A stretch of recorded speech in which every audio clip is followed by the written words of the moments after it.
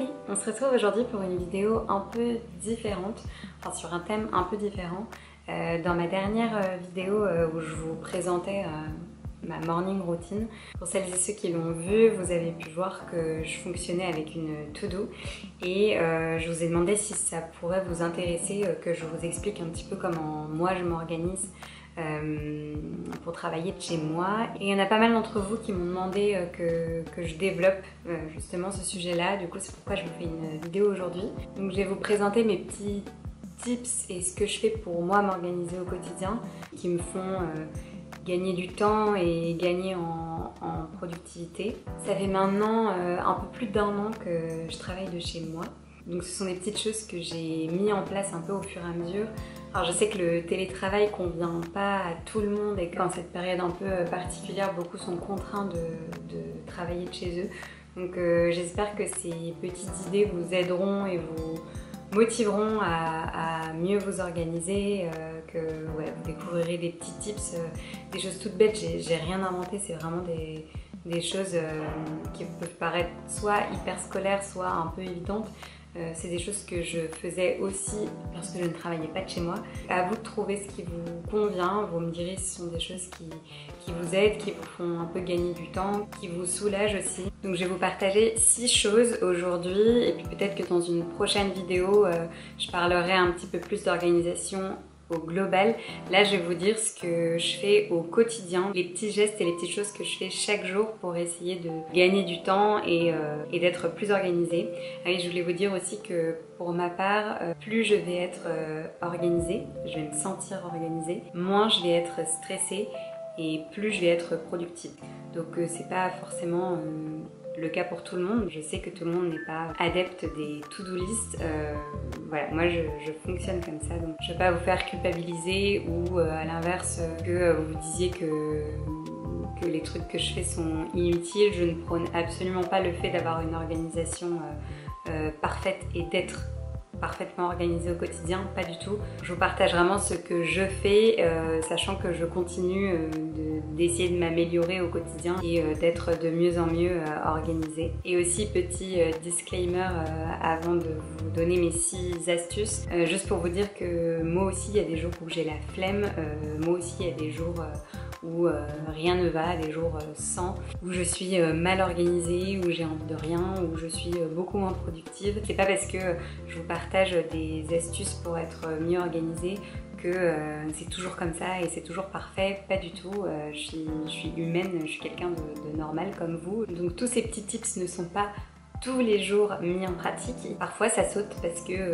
simplement j'ai pas envie et j'y arrive pas. Je suis ici pour vous partager du positif et ce que je fais les 3/4 du temps et qui marche. Je m'investis dans ce projet de blog, de vidéos YouTube, de partage pour vous inspirer, partager du positif et des idées inspirantes et pas le contraire. Alors la première astuce, quelque chose qui va vous paraître tout bête, sûrement un peu scolaire, je prépare toujours la veille au soir ma tenue pour le lendemain. Alors ça aussi c'est quelque chose d'assez personnel et parce que j'aime bien la mode, j'aime bien les vêtements et j'aime bien être apprêtée, ça me procure un sentiment de joie de savoir que demain je vais mettre telle jolie robe ou un pantalon que j'adore. Bref, ça me fait plaisir de bien m'habiller et le fait de préparer sa tenue la veille, c'est tellement un gain de temps le matin. Je pense que je ne suis pas la seule à être déjà restée devant mon armoire comme ça le matin à me demander ce que je vais mettre et de voir les minutes passer et de ne toujours pas savoir ce qu'on va se mettre sur le dos, ou alors d'essayer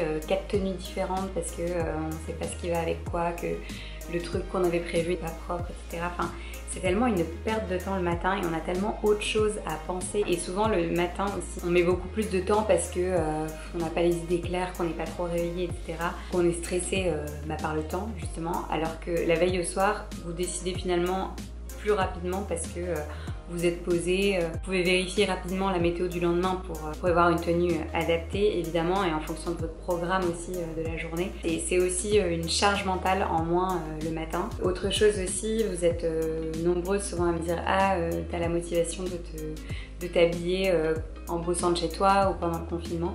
Mais en fait, s'habiller et s'apprêter, alors je dis pas forcément se maquiller et se pimper, mais juste s'habiller, ça vous met dans dans un mood de voilà, je suis prête à commencer ma journée, je suis prête à travailler. Moi en tout cas ça me met dans cet état d'esprit et je me sens beaucoup plus motivée et apte à travailler que si je reste en pige toute la journée. La deuxième chose que je fais la veille au soir, alors pareil ça va faire un peu psychorigide mais en fait je sors mon petit déjeuner pour le lendemain. Alors je sors pas tout du petit déjeuner, j'ai en tête ce que je vais manger le lendemain et je sors du coup mon bol, ma tasse, je prépare quasi le plateau en fait pour gagner du temps le lendemain matin, pas avoir à réfléchir à ce que je vais manger et du coup ne pas me jeter sur le truc le plus sucré du placard ou manger 10 fois trop. Enfin je sais ce qui m'attend, je sais ce que je vais manger, j'ai pas à réfléchir et pareil c'est une charge mentale en moins le matin. Après je sais que tout le monde ne petit déjeune pas, moi c'est une étape que je ne squeeze jamais parce que j'ai trop faim le matin, que c'est clairement mon repas préféré de la journée, donc vraiment j'en ai besoin et en plus je suis un peu chiante parce que j'aime bien varier les petits déjeuners presque tous les matins. Donc j'alterne entre porridge, granola, tartines, etc.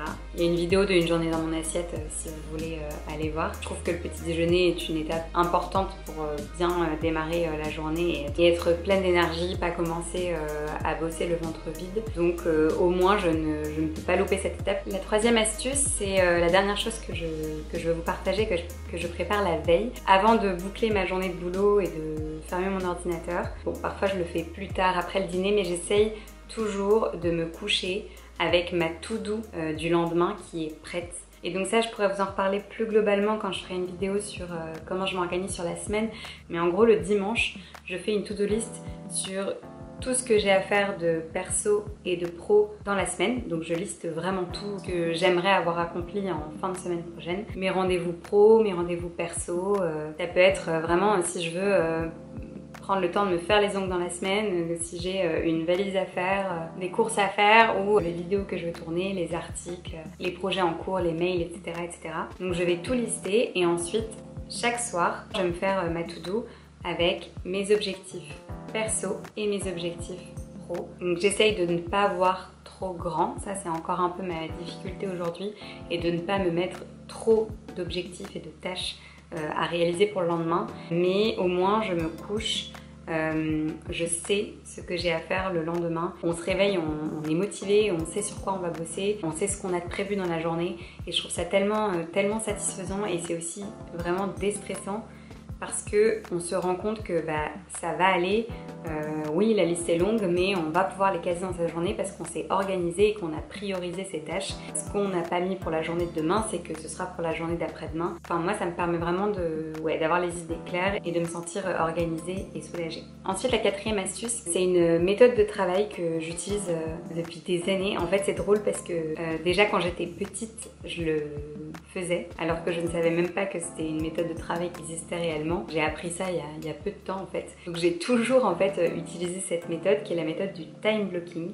Alors c'est pareil, ça peut paraître très scolaire et ça conviendra certainement pas à plein de personnes, mais je vous invite à essayer pour voir si c'est une méthode qui vous convient. Ça m'aide vraiment à rythmer ma journée, à me déstresser. En gros c'est une méthode de travail, on va définir par tâche une plage horaire. Moi je le fais à ma sauce comme j'ai toujours fait, c'est-à-dire que je vais définir un peu combien de temps ça va me prendre de tourner par exemple telle vidéo, de rédiger tel mail, de retoucher telle photo et ensuite pour chaque tâche du coup je vais pouvoir mettre en face que je vais faire ça de 11h à midi, que ensuite de 14h à 16h je ferai ça, que ensuite de 16h à 17h je ferai ça. Je vais vraiment organiser ma journée de façon très scolaire mais avec des heures et des timings définis pour chaque tâche que j'ai donc prévue, que ce soit pro ou perso, et du coup de tout caser dans ma journée et ce qui ne rentre pas, et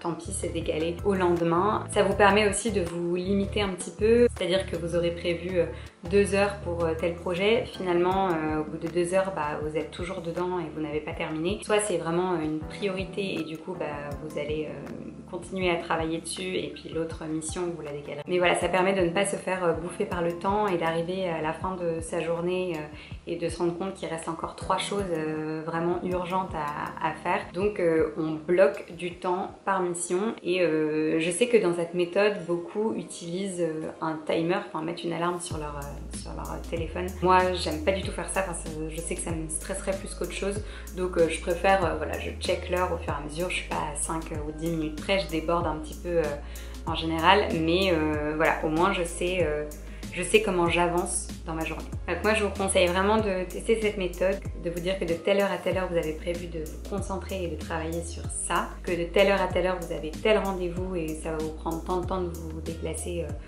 jusqu'au lieu du rendez-vous. Ça va vraiment vous rythmer votre journée et vous rassurer sur tout ce que vous avez à faire si vous avez tendance à être un petit peu stressé ou vous sentir dépassé par tout ce que vous avez à caser dans votre journée. Ça vous permet aussi d'apprendre à prioriser vos tâches, c'est quelque chose sur lequel j'essaye de m'améliorer au quotidien, de classer un peu si cette mission elle est urgente, si cette mission elle est importante mais pas forcément urgente, et du coup finalement d'organiser un peu votre semaine aussi. L'avant-dernière astuce, c'est quelque chose encore qui va vous paraître peut-être un peu évident, ça concerne plus la concentration, mais voilà, du coup c'est du gain de temps et du gain en productivité aussi, c'est d'essayer de retourner son téléphone portable, ou du moins de couper ses notifications, de limiter en fait les éléments perturbateurs qui sont en général tous les messages qu'on reçoit, notre groupe de potes qui est en train d'organiser un week-end qui a lieu dans X temps, une marque de fringues qui vous annonce une promotion ou une nouvelle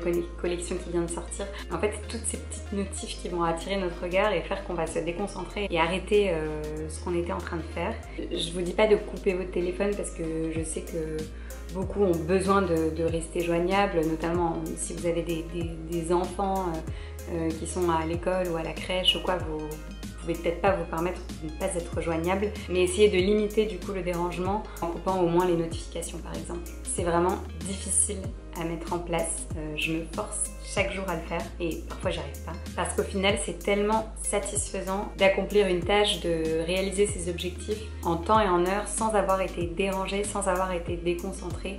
Alors bien sûr parfois il y a des imprévus, mais quand on est déconcentré parce qu'on a reçu une notif Instagram et qu'au final on s'est retrouvé à faire tout le feed de la personne, ou bien que tel article nous a mené vers l'e-shop et qu'on est en train de passer commande, etc. Enfin qu'on divague complètement, on perd tellement de temps en fait et on n'est pas productif du tout, et en fin de journée on s'en veut en fait d'avoir été autant déconcentré pour des choses qui peuvent attendre.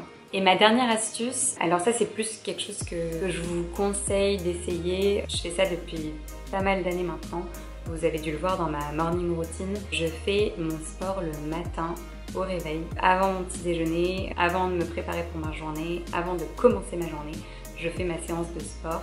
Alors je ne le fais pas tous les matins, j'en fais 5 fois par semaine, celles qui me demandent, on me pose souvent la question. Je fais pas une grosse séance, je fais une demi-heure, mais perso c'est ce qui me convient et ça me suffit. Alors je sais que beaucoup ne sont pas forcément du matin et ne se sentent pas de faire ça le matin. Si vous vous sentez d'essayer, eh ben essayez, parce que vous démarrez votre journée de travail, ensuite vous êtes bien réveillé, dynamique, en forme. Cette tâche de sport est faite, elle est derrière vous. Du coup, vous pouvez vous doucher, vous habiller, vous maquiller, enfin vous préparer. Le sport c'est fait, vous n'avez pas à le faire le soir. Je sais pas si vous êtes beaucoup comme moi, mais c'est vrai que le soir, surtout quand on passe de chez soi et qu'il n'y a pas de trajet et de passage par la salle de sport. Bon, là actuellement les salles de sport sont fermées, mais ou même de devoir rentrer chez soi et faire son sport avant le dîner, ben moi pour le coup, clairement je le dis, j'ai la flemme. Le soir, je trouve que c'est dur de se motiver de faire sa séance après une grosse journée de travail. Ouais, j'ai envie de me détendre, de passer à autre chose, de manger et pas forcément de faire mon sport. Et c'est vrai que quand c'est fait le matin, bah, c'est une bonne chose de faite. Et niveau forme, énergie et dynamisme, ça n'apporte que du bon en fait. Ça vous met dans un mood tellement positif pour attaquer votre journée, contrairement à beaucoup qui peuvent penser que après vous allez être fatigué et vous êtes mort. Bah, pas du tout en fait, ça vous réveille, votre corps il est prêt à attaquer la journée par la suite. Aussi souvent le soir on peut avoir tendance à annuler sa séance de sport parce que on a un imprévu, on a un rendez-vous qui s'est rajouté, on a terminé beaucoup plus tard le boulot, on a un verre ou un dîner qui nous est proposé. Alors que si le sport est fait le matin, bah, c'est une bonne chose de faite. Si vous vous sentez capable d'essayer, essayez. Vous allez voir comme vous vous sentez boosté et bien pour la journée qui s'enchaîne. Voilà pour mes astuces d'organisation. Juste pour vous déculpabiliser un petit peu, même si je l'ai déjà dit au début. Mais il y a beaucoup de choses sur lesquelles j'essaye et je dois m'améliorer. Par exemple, je me fixe encore trop de choses au quotidien dans ma to-do list. Donc j'ai encore beaucoup de mal à être pleinement satisfaite du travail que j'ai fourni parce que je me retrouve à avoir toujours des choses à décaler au lendemain. Et ouais, je sais, je fais partie de ces personnes qui se plaignent que les journées sont beaucoup trop courtes et qu'on aimerait pouvoir faire beaucoup plus. Mais voilà, c'est quelque chose qu'il faut que j'améliore parce que si je me mettais moins d'objectifs, ce serait plus jouable et réalisable et du coup, je serais satisfaite en fin de journée. Un autre point aussi pour vous faire déculpabiliser et que vous voyez un petit peu comment je suis tellement nulle pour répondre aux messages. Peut-être que beaucoup d'entre vous s'en sont rendus compte sur Instagram parce que je réponds vraiment en décalé à chaque fois. Alors je réponds toujours, je prends toujours le temps de répondre, mais parfois en décalé et parfois très en décalé, donc très en retard. Et c'est le cas avec ma communauté, avec vous sur Instagram et sur les réseaux sociaux, mais aussi avec mes amis malheureusement. Donc c'est quelque chose sur lequel je travaille au quotidien, mais c'est aussi lié au fait que je me force à retourner mon téléphone pour mieux travailler et être plus concentrée. C'est quelque chose que beaucoup arrivent à bien gérer et à répondre vite, instantanément, sans que ça prenne trop de temps. Moi je galère et je suis en permanence à la bourre à ce niveau-là. En revanche, si vous m'avez envoyé un message sur Instagram notamment et que je ne vous ai pas répondu, n'hésitez pas à me relancer parce que vraiment je réponds toujours. Donc si vous voyez qu'après des semaines et des semaines je ne vous ai pas répondu, ça c'est pas normal, donc n'hésitez pas à me relancer, c'est que votre message est passé à la trappe. Donc voilà pour cette vidéo, j'espère que ça vous donnera des idées, que ça vous inspirera sur comment vous organiser. Ce sont que des petits tips et des petites astuces de choses que je mets en place et qui fonctionnent bien pour moi. Donc voilà, n'hésitez pas à me faire vos retours, n'hésitez pas aussi à partager en commentaire vos astuces à vous, vos techniques d'organisation, vos méthodes de travail. Ce sont des choses qui, je pense, peuvent en inspirer d'autres et rendre service. Ce sont des idées intéressantes et enrichissantes à partager, je trouve. N'hésitez pas à liker la vidéo si elle vous a plu. N'hésitez pas aussi à vous abonner pour être informé des nouvelles vidéos qui sont mises en ligne chaque mercredi. Donc on se retrouve mercredi prochain avec une séance de YoFit cette fois-ci. Prenez soin de vous et à bientôt. Ciao!